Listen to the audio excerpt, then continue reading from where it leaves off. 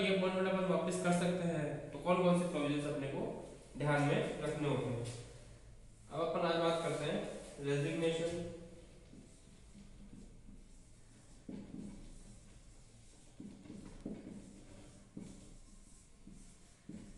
Bye auditor.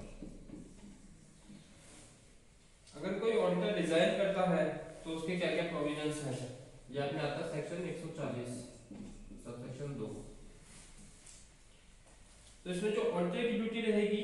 वो क्या रहेगी कि जब भी कोई ऑडिटर रिजाइन करेगा तो उसे एक स्टेटमेंट देना पड़ेगा प्रिस्क्राइब्ड फॉर्म में। तो सबसे पहले ऑडिटर का क्या काम हो गया, एक स्टेटमेंट जारी करना पड़ेगा उसको।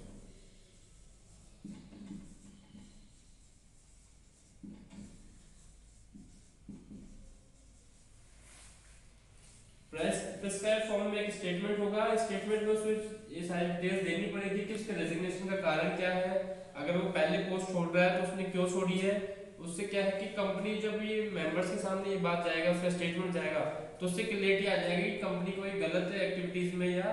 कोई मिस एप्रोप्रिएशन या फ्रॉड में तो इन्वॉल्व नहीं हो रही है, या फिर जो बोर्ड मेंबर्स है वो कहीं पे कंपनी के साथ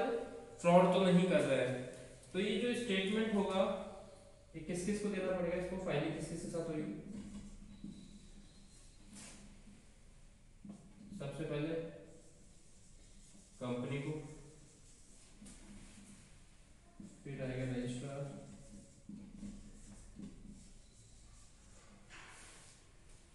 और अगर ये गवर्नमेंट कंपनी है तो सीए।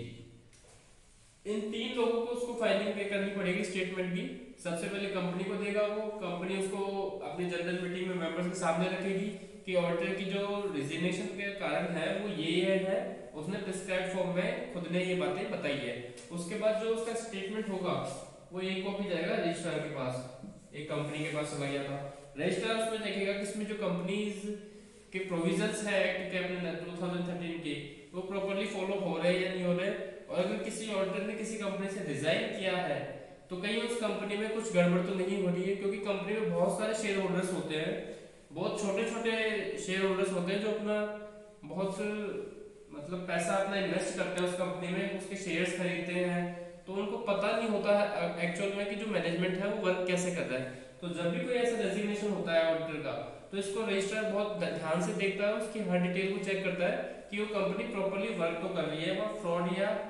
कोई मिस एप्रोप्रिएशन की तो गुंजाइश नहीं है, ताकि जो उसके स्टेक होल्डर्स हैं, शेयर होल्डर्स हैं, जो स्टेक होल्डर्स हैं उसके, वो सब सेफ रहे, उनकी सेफ गार्डिंग की जिम्मेदारी रजिस्ट्रार की होती है। अगर वो जो ऑडिटर रेजिग्नेशन दे रहा है वो किसी गवर्नमेंट कंपनी का ऑडिटर था या फिर वो कंपनी गवर्नमेंट की है, चाहे वो स्टेट गवर्नमेंट की हो, सेंट्रल गवर्नमेंट की हो या partly state partly central government की हो, तो इस कंडीशन में जो कैग होती है controller and auditor general of India CAG को, वो अपनी एक प्रिस्क्राइब्ड फॉर्म में स्टेटमेंट देगा कि मेरे रेजिग्नेशन की ये कारण से है और इसलिए मैं रिजाइन कर रहा हूँ। अगर वो रेजिग्नेशन के लिए फाइल नहीं करता है तो फाइन उस पर जो लगेगा नॉन फाइलिंग का,